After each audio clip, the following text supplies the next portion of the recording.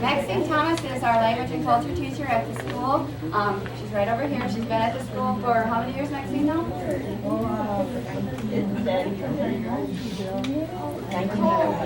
And we have Sunny Hill with us today. He'll be singing the Iroquois social dance with the children. He's somewhere around a corner, kind of shy. My name's Joylene Cornelius, and these are our second grade students from the United Nation Elementary School. First of all, we'd like to do the opening address. And Maxine,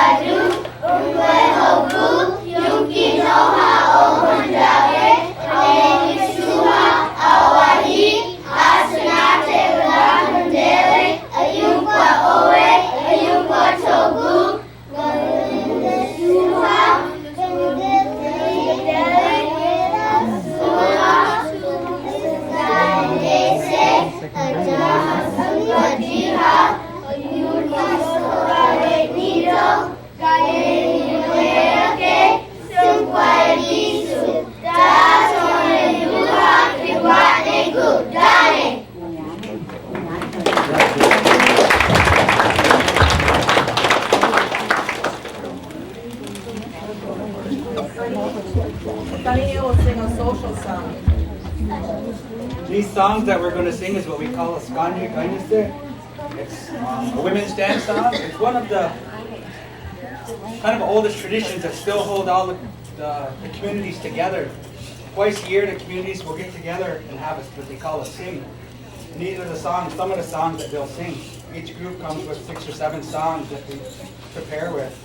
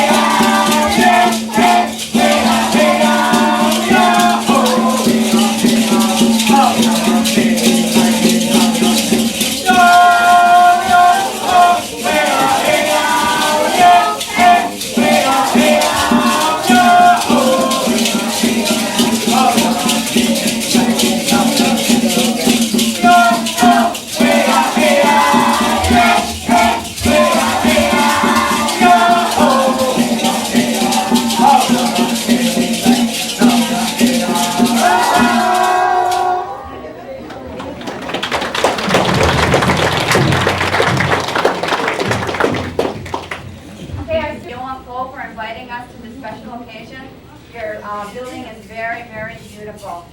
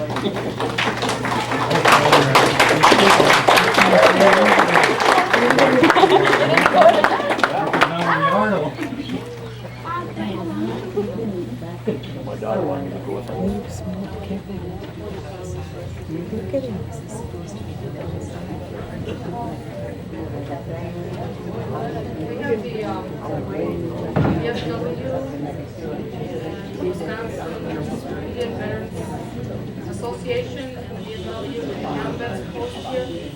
I'd just like to welcome some of our visitors here. I know there's a group from Michigan, Nami Tribe, Barb Mammal from Bay Area Agency, Debbie Dockstader, and I believe I saw Sharon.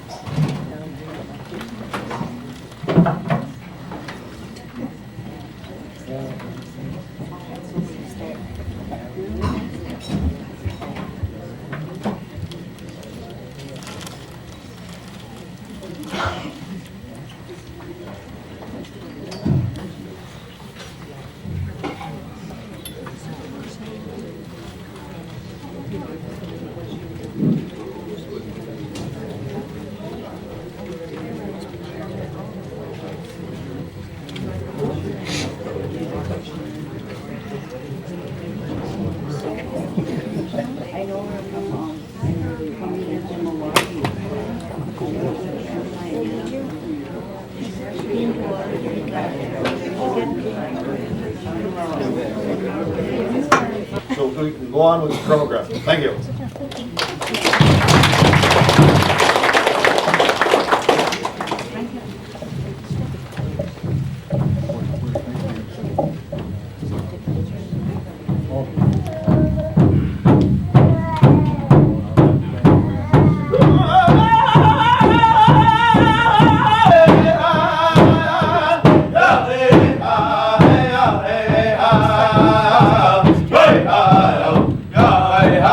Hey,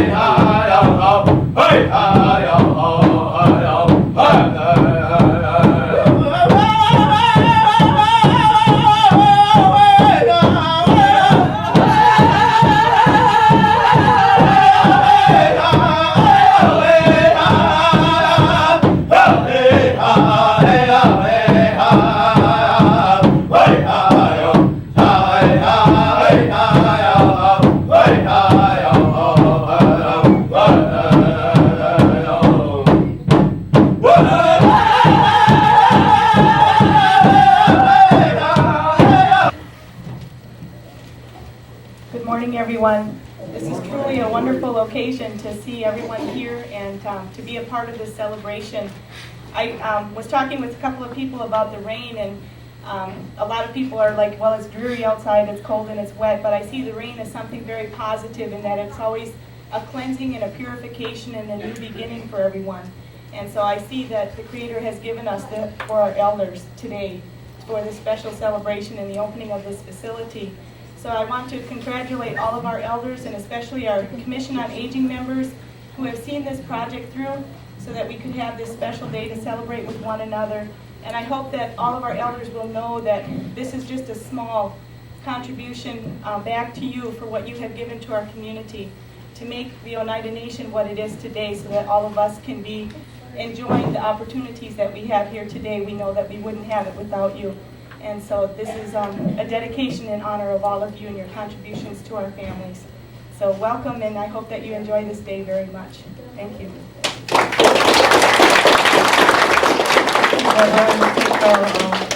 Thanks to the other BC members for their help too. Clifford, would you come up, please?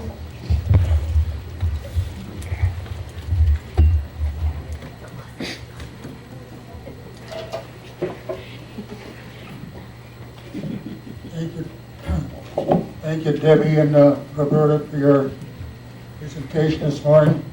I would like to welcome each and every one of you to the grand opening of this Elderly Services Complex building. It is an honor and a privilege for me to be a part of this historic event.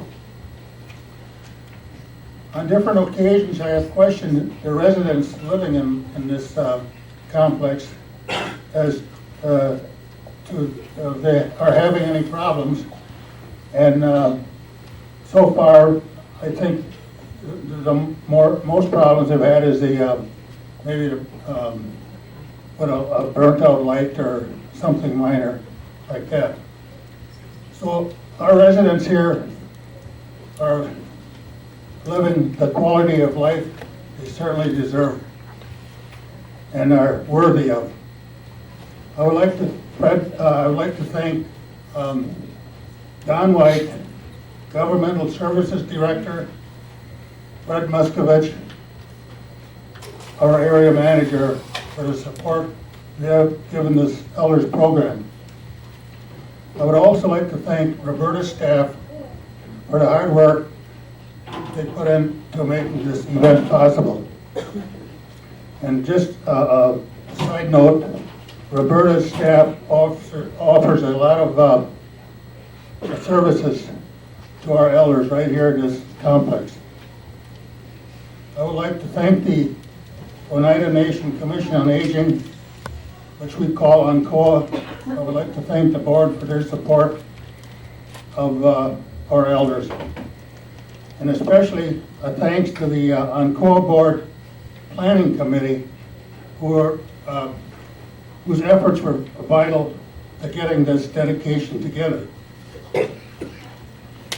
And I'd also like to thank the people that were involved from the first stages of this planning and working with the construction crews and the planning committees to get this project off the ground. And I have one last note here. Is Mr. Fred Weichert here today? Mr. Weichert is a state assemblyman from Appleton in the 57th district. He's a Republican, and he takes care of a lot of the issues that come up concerning elders down in Madison. So I know they went back to work this week, so I'm sure that's why he isn't here today. But he's asked me if he could attend any of our meetings, and I told him he was welcome anytime. So one of these days he'll be at our ONCOA meeting. Once again, thank each and every one of you for coming here today to this historic event. Thank you.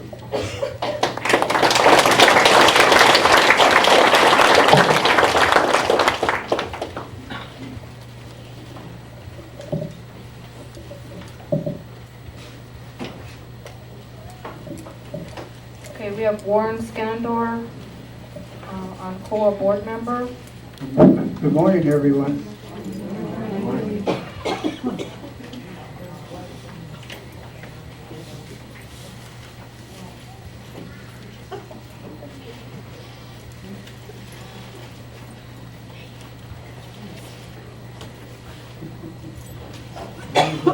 It is a privilege and honor to present these plaques to the following members of the LA Complex Committee.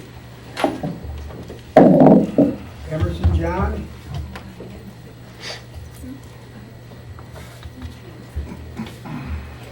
Emerson, where are you? You know he's here.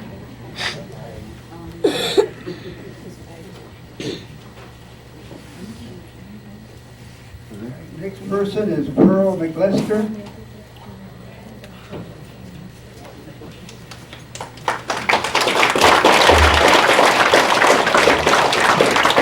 Thank you so much.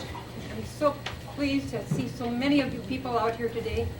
And we worked hard to get this job, this thing off the ground some time back.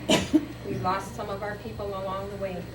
But we've got this far, and we thank everybody that's worked so hard to get this building accomplished. Thank you.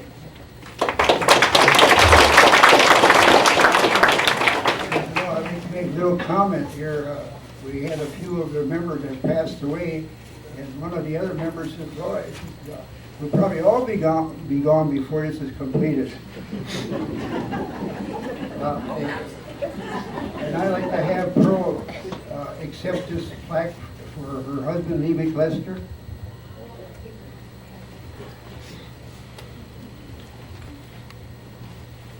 Thank you, folks. Lee always said, I'll never see it completed, but he worked right up to the month before he died. And I've got a write-up out there if you want to pick it up. It's in my family is written up of what their daddy did. Thank you very much.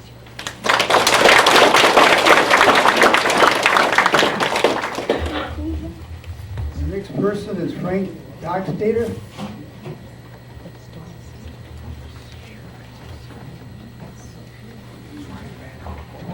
I don't know he was here. I was talking to him before. Maybe I can present it to his wife.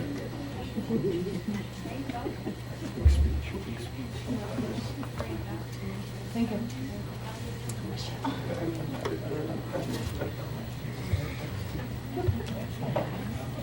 The next person is Margaret Skinador. Is Kenny Hill here?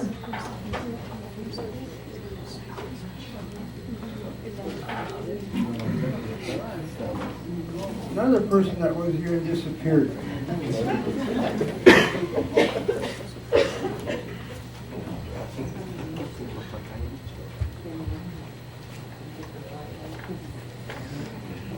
The next person is Winifred Skinador. Is any of her sisters here?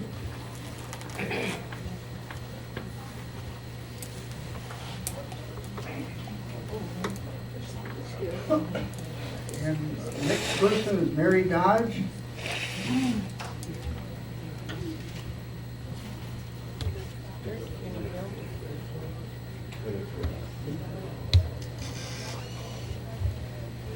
I know when he was working very hard on this, she too was very pleased to work under the direction of God and His Son Jesus. I accept this. Thank you.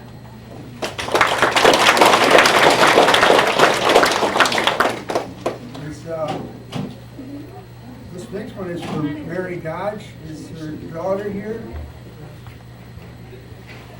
Well, Mary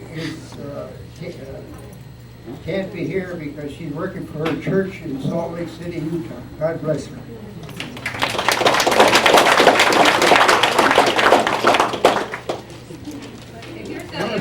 Emerson.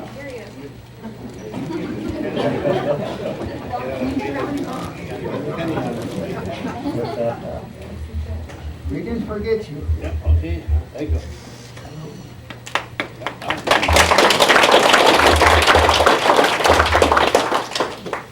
And other LRI committee members that started off, got this off the floor is Wendell McLester. Wendell, are you here?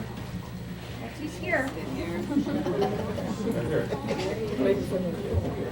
Wendell, would you like to say a few words? You might not be able to have me quit if I start talking.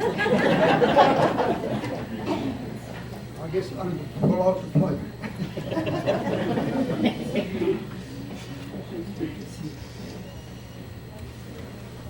I guess before I say a few words, I would like for us just to bow our heads for just a couple seconds. We have two in the community that won't be with us anymore. So if we could just bow our heads, please.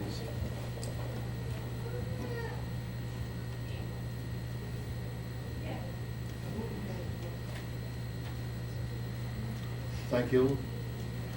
Well, I got a lot to say, but I guess my time is limited, so I won't be able to talk all day. It's a pleasure to be here today, and it's a pleasure to see the facility up. Can you all hear me, first of all? No? You mean I gotta talk louder? Like I said, it's a pleasure to be here today, and it's a pleasure to see so many of our elders here. I know it's something that has been waited for a number of years. I was just thinking about that the other day when I was thinking my grandpa was right down below the hill, the house right down below the hill here. His original allotment was 31 acres, Baptist King. I don't know if any of you know him or knew him. That was been a few years ago since he passed away. He was a caretaker of the Episcopal Church for about 30 years. And I guess some of the other allotments along this way was, there were 3 Elms and then Paulus. So this has a lot of history in terms of the location where it's at, because it's serving people the way that the original allottees would have wanted it to be used. I was director of the Senior Citizens Program from 89 to 94, 93, 94. And it gave me a lot of pleasure to be part of that program because we serve so many of our people. And we serve the people because it was headed by the Commission on Aging. The Commission on Aging was the driving force behind the services at that time, as they are probably still today. I think there's a couple on the Commission of Aging that were on the original group when I came aboard. That commission, headed by Lee McLester as the chairman, brought about what is here today. Not necessarily this type of structure, but a structure that is taking care of our elders. It was a great pleasure for me to work with that commission. Right from the start, we started to develop a number of things.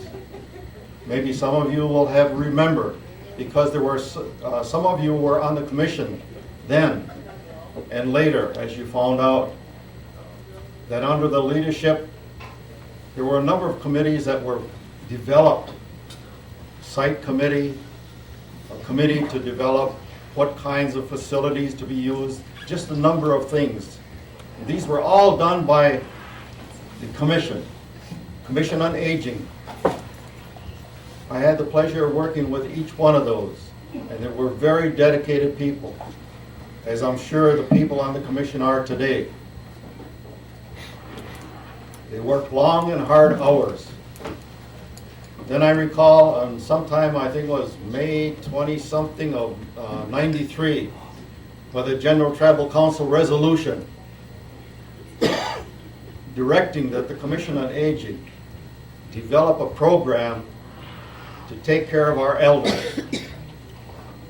And in that program of their development, they worked and came up with basically 3 different kinds of facilities that would take care of our elders, all the way from individual housing to congregate housing to CBRF or assisted living type of housing. They worked hard to prepare that and get it together.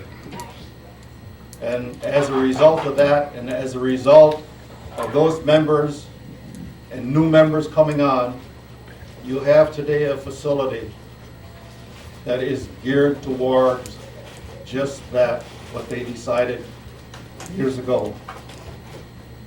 I would hope to see that in the future, we would see the addition to that original resolution come about.